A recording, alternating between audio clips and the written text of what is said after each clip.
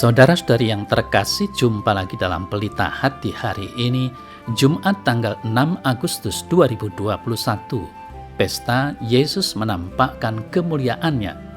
Bersama saya Romo Thomas Suratno SC dari Paroki Cilandak, Jakarta Selatan, mendengar dan merenungkan sabda Tuhan, yakni firman Tuhan yang tersurat dalam Injil Markus bab atau pasal 9 ayat 2 sampai dengan ayat 10.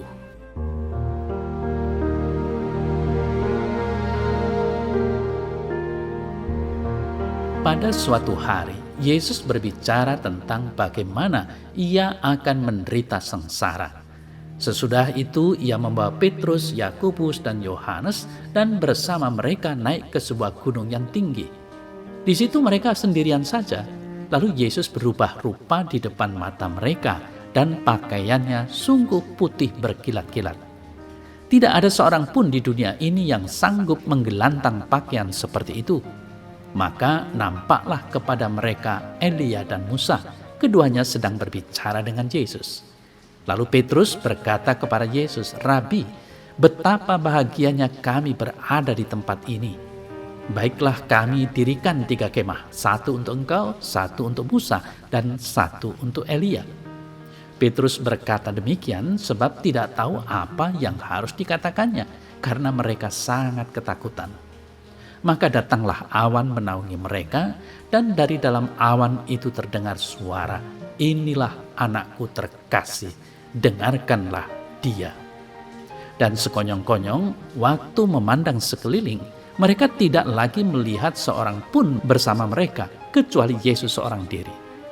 Pada waktu mereka turun dari gunung itu, Yesus berpesan supaya mereka jangan menceritakan kepada siapapun apa yang telah mereka lihat itu, sebelum Anak Manusia bangkit dari antara orang mati. Mereka memegang pesan tadi sambil mempersoalkan di antara mereka apa yang dimaksudkan dengan bangkit dari antara orang mati.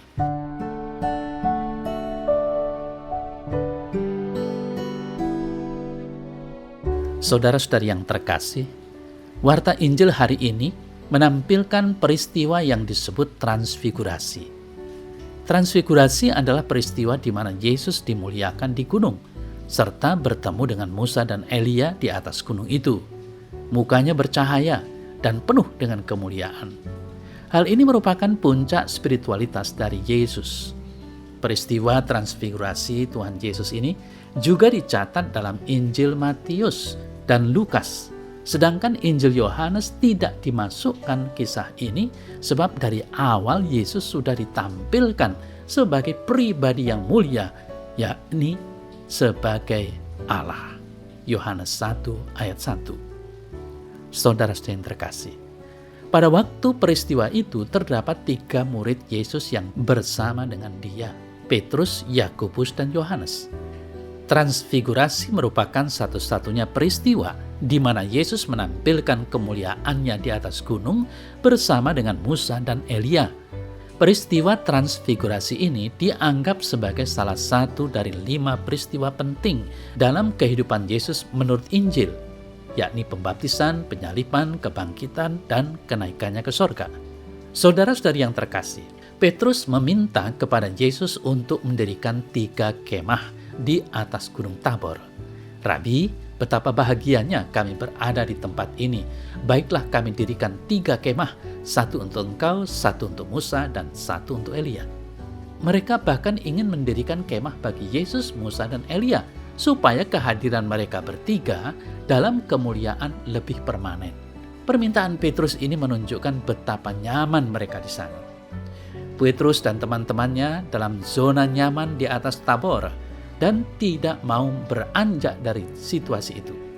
Oleh karena itu, Yesus tidak mau para murid terlalu lama dalam zona nyaman itu.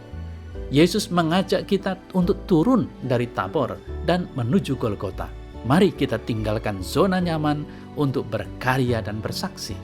Berani keluar dari zona nyaman hidup kita, artinya berani untuk mengendalikan diri, dan bagi kita orang Katolik adalah berani untuk melangkah menuju Golgota dengan senantiasa mengingat pesan ini, "Inilah putraku yang kukasihi, dengarkanlah dia. Itulah suara dari Yang Maha Tinggi yang mengiringi peristiwa perubahan rupa Yesus di gunung dan disaksikan oleh dua tokoh besar Perjanjian Lama, Musa dan Elia, dan tiga saksi penting dalam Perjanjian Baru, yakni Petrus, Yakobus, dan Yohanes.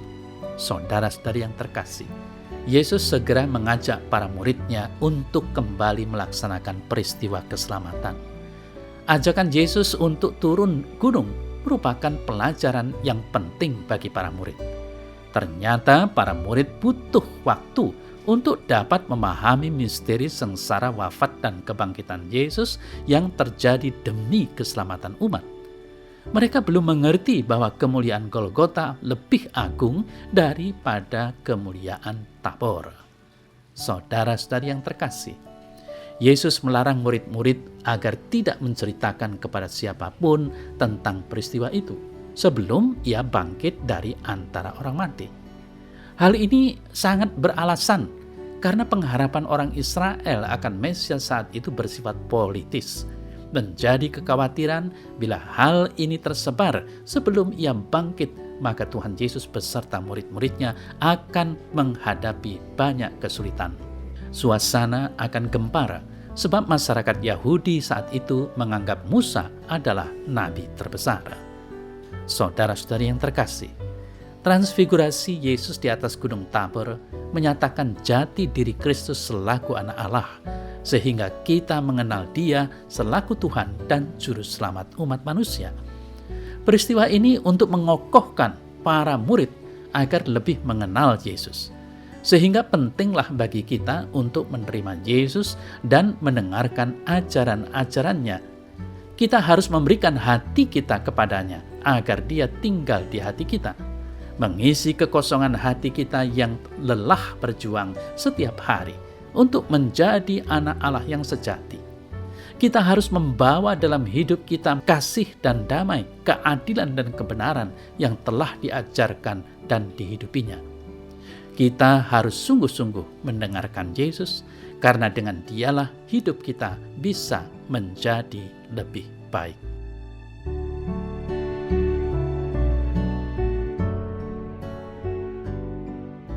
Dalam nama Bapa dan Putra dan Roh Kudus.